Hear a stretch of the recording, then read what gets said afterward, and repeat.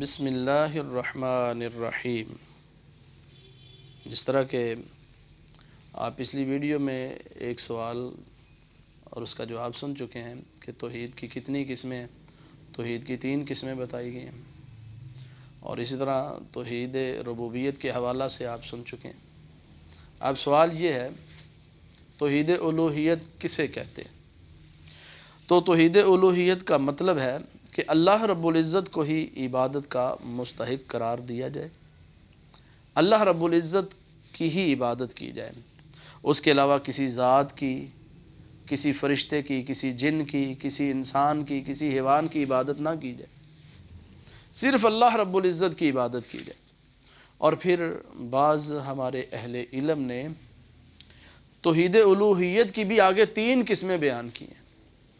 Number 1 فعلی یا بدنی عبادت، نمبر 2 مالی عبادت، نمبر 3 زبانی یا قولی عبادت۔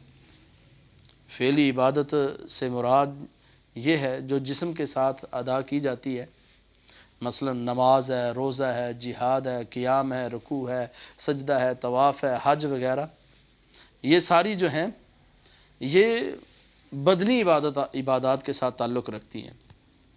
مسجدوں کی تعمیر کرنا اور مسجدوں کی صفائی کرنا، اعتکاف۔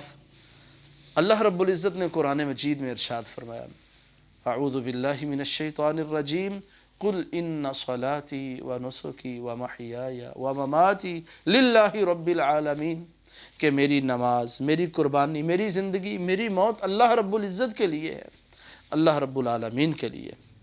تو یہ فعلی عبادت ہے۔ اور اسی طرح جو ہے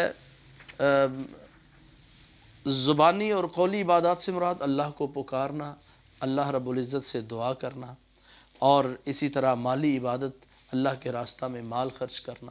یہ تمام قسم کی عبادات جو ہیں صرف ایک اللہ کے لیے ہی ہونی چاہیے۔